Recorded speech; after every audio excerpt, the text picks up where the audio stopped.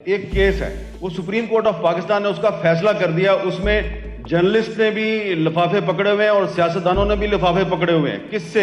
ISI से। नाज़रीन ग्रामी, अंदरूनी खबरों और तज्जियों की सबसे पहले वीडियोस देखने के लिए YouTube पर सबसे पहले खोजी टीवी सर्च किया करें, क्योंकि खोजी की टीम सबसे पहले खोज लगाती है। तो आइए चलकर आज की वीडियो का आगाज करते हैं।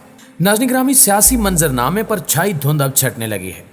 कल की वीडियो में हमने आपको बताया था कि पाकिस्तान के काबिल फख्र इदारे ISI के साबिक सरबराह जनरल ज़हीरुल इस्लाम बाबर ना सिर्फ पाकिस्तान तहरीक इंसाफ में शामिल हो चुके हैं, बल्कि वो इमरान खान के सिपाही की हैसियत से इनके बयानिए को फैलाने और इसका प्रचार करने का बबांगे दोहल ऐलान भी कर चुके हैं। जब से जनरल ज़हीरुल इस्लाम बाबर से मुतल्लिक ये खबर आई, पाकिस्तान के दुश्मनों, अमरीकी एजेंटों और लिफाफा सहाफ़ियों के पेट में मरोड़ उठना शुरू हो गए थे। पहले आपको दिखाते हैं कि जनरल ज़हीरुल इस्लाम ने अपने खिताब में क्या कहा। मैं अपनी छोटी बरादरी डोर के अंदर उनके साथ बातचीत कर रहा था और हम आपस में ये फैसला कर रहे थे कि हमने सियासी तौर पर किस तरफ जाना है। तो मेरा ये ख्याल था, पहली बात तो ये कि मैं आपको ये बताना चाहता हूँ कि मैं कोई सियासतदान नहीं हूँ, मैं एक्चुअली न्यूट्रल हूँ। जनरल ज़हीरुल इस्लाम अपने हमख्याल लोगों को मुखातिब करके कह रहे हैं कि वो सियासतदान नहीं हैं, बल्कि वो हकीकत में न्यूट्रल हैं। इसके अलावा भी बहुत सी बातें की जो हम आपको कल बता चुके हैं। अगर कोई शख्स किसी इदारे में की पोस्ट पर रहा हो तो इसका अपने इदारे के लोगों में बहरहाल असर रसूख होता है। अब ज़हीरुल इस्लाम बाबर चूंकि ISI के चीफ रहे हैं, तो इस वक्त इदारे में तमाम अहम तरीन पोस्टों पर इनके तरबियत याफ्ता और जूनियर अफसरान ही मौजूद हैं, और इन तमाम लोगों की भी किसी न किसी सियासी जमात या शख्सियत के साथ वाबस्तगी जरूर होगी। अब इस इम्पोर्टेड हुकूमत ने इसी खौफ और डर की वजह से इंतहाई खतरनाक खेल खेलना शुरू कर दिया है।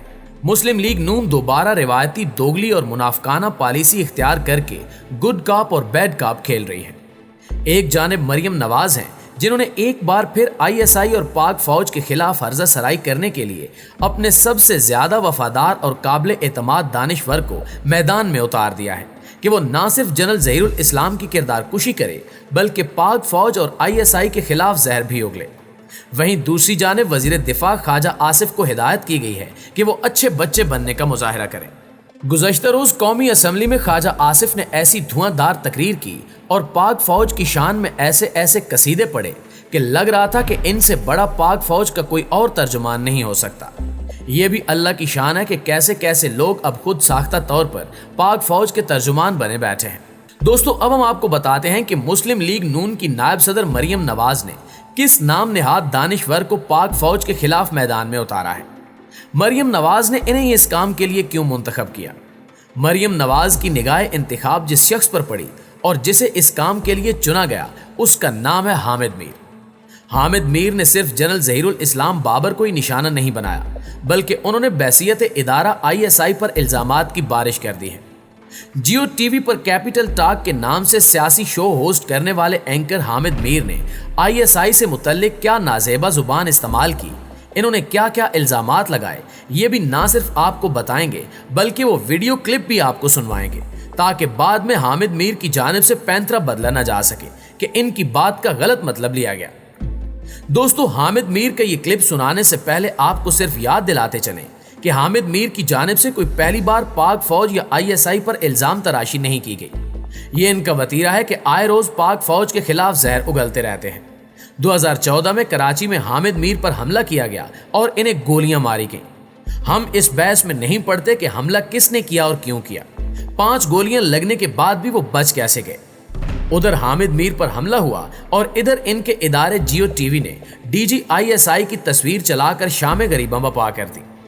8 घंटे तक जियो TV स्क्रीन पर पाक फौज और ISI से मुतल्लिक प्रापोगंडा किया जाता रहा कि DG ISI जनरल ज़हीरुल इस्लाम बाबर ने हामिद मीर पर कातलाना हमला करवाया है। हामिद मीर के भाई आमिर मीर भी इल्जाम लगाने वालों में पेश रहे, लेकिन वक्त ने साबित कर दिया कि जियो और हामिद मीर की जानिब से लगाया जाने वाला इल्जाम महज इल्जाम ही था, क्योंकि उस वक्त हामिद मीर साहब की पसंदीदा जमात मुस्लिम लीग नून बरसे इक्तिदार थी। उस वक्त के वजीर इत्तलात सेनेटर परवेज रशीद आगा खान अस्पताल में जेर इलाज हामिद मीर की अयादत के लिए पहुंचे और वहां मीडिया के नुमाइंदों से गुफ्तगू में उन्होंने कहा कि वो और इनकी हुकूमत दलील के साथ हैं, गुलेल के साथ नहीं। اس کا سیدھا سادہ مطلب تھا کہ پوری حکومت حامد میر کے ساتھ کھڑی ہے۔ حالانکہ ہونا یہ چاہیے تھا کہ حکومت کی جانب سے فوری طور پر جیو ٹی وی کے خلاف ایکشن لیا جاتا کہ آپ کیسے ایک ریاستی ادارے کے سربراہ کے خلاف ایسا زہریلا پراپوگنڈا کر سکتے ہیں۔ لیکن مسلم لیگی حکومت کے وزیر اطلاعات نے ریاستی ادارے کی بجائے اس کے خلاف بکواس کرنے والے کی حمایت کی۔ اس کے بعد لیگی حکومت نے ایڑی چوٹی کا زور لگایا، تحقیقات کرائی گئی کہ کسی طرح سے قاتلوں کے تانے بانے ISI سے جوڑ سکے، لیکن اس کام میں انہیں مکمل ناکامی ہوئی۔ یہ حامد میر کی جانب سے کوئی پہلا واقعہ نہیں تھا، کیونکہ زیادہ پرانی بات نہیں، پچھلے سال کی ہی بات ہے جب اسلام آباد میں صحافی اسد طور نے مبینہ طور پر کسی لڑکی کو چھیڑا، جواب میں اس کے بھائیوں نے اسد طور کو گھر میں گھس کر مارا۔ ظاہر ہے کوئی بھی غیرت مند بھائی ہوگا وہ یہی سلوک کرے گا، لیکن اس معاملے کو بھی آزادی صحافت سے جوڑا گیا اور الزام لگایا گیا کہ اسد طور پر ISI نے حملہ کیا ہے۔ اس مرتبہ بھی قومی ادارے کے خلاف مہم چلانے والوں میں سب سے زیادہ پیش حامد میر ہی تھے۔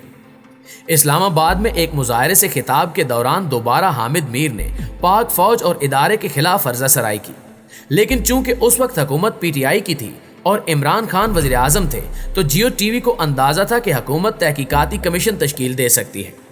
لہٰذا پچھلے سال حامد میر کے اس بیان پر خود جیو نے ایکشن لیتے ہوئے انہیں سکرین سے آف ایئر کر دیا، بلکہ جنگ اخبار میں ان کے کالم چھاپنے پر بھی پابندی عائد کر دی گئی۔ اداروں کی جانب سے حامد میر کو ویسے بھی کوئی اہمیت نہیں دی جاتی، کیونکہ اس قسم کے لوگوں کے الزامات کا جواب دینا دراصل انہیں اہم سمجھنا ہوتا ہے۔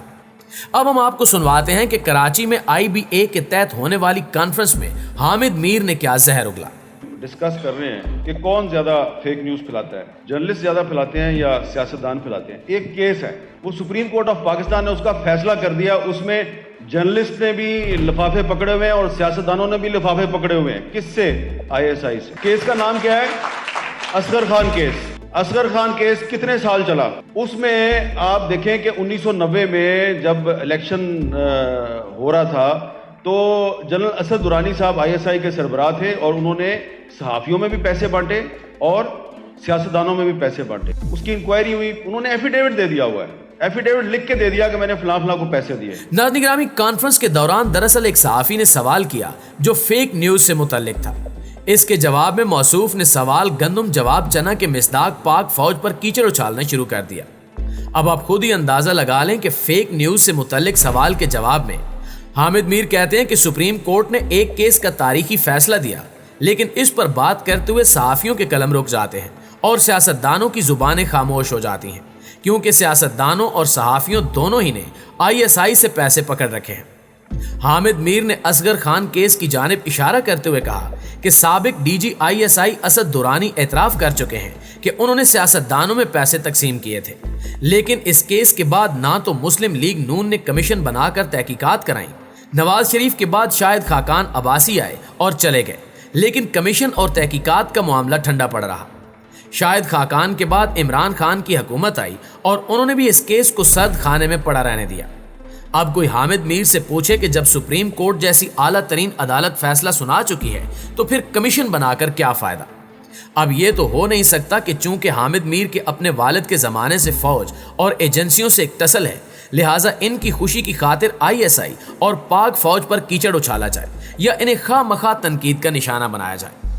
اسی کلپ میں حامد میر صاحب خود فرما رہے ہیں کہ کچھ سیاستدان پیسے پکڑ لیتے ہیں اور کچھ صحافی بھی لفافے لیتے ہیں، لہٰذا سب ایک جیسے نہیں ہوتے۔ اس لیے ہم بھی یہی کہتے ہیں کہ تمام فوجی اور جرنیل بھی ایک جیسے نہیں ہوتے۔ اگر کسی فوجی افسر یا ریٹائر جنرل نے کوئی غلط کام کیا ہے تو اسے ذاتی حیثیت میں ہدف تنقید بنایا جانا چاہیے، لیکن یہ تو کوئی بات نہ ہوئی کہ کسی فرد واحد کی غلطی پر اس کے ادارے کے خلاف عرضہ سرائی کی جائے۔ اب اگر حامد میر نے اس قسم کی بات کی ہے تو ہمیں حامد میر پر تنقید کرنا چاہیے، نہ کہ جیو ٹی وی پر۔ اب اگر کوئی حامد میر کے غلط اقدام پر جیو کو تنقید کا نشانہ بناتا ہے یا الزام لگاتا ہے تو ظاہر ہے وہ غلط کرتا ہے۔ اسی طرح اسد درانی ہوں، جنرل ظہیر الاسلام بابر ہوں یا پھر لیفٹیننٹ جنرل فیض حمید، شخصیات کے اقدام کی وہ خود جواب دہ ہوتی ہیں۔ بحیثیت ادارہ کسی بھی ریاستی ادارے پر کیچڑ نہیں اچھالنا چاہیے، لیکن بیچارے حامد میر کیا کریں، انہیں جو کچھ ہدایات ملتی ہیں وہ وہی کہنے پر مجبور ہوتے ہیں۔ دراصل آج کل امپورٹڈ حکومت کی ٹانگیں کانپ رہی ہیں، کیونکہ انہیں دھڑکا لگا ہوا ہے کہ کہیں ایسا نہ ہو کہ جنرل ظہیر الاسلام کے اس بولڈ اور دبنگ اقدام کے بعد مزید افسران بھی کھل کر عمران خان کی حمایت شروع کر دیں، اور ایسا ہوا تو پھر ان کا انجام نوشتہ دیوار ہے۔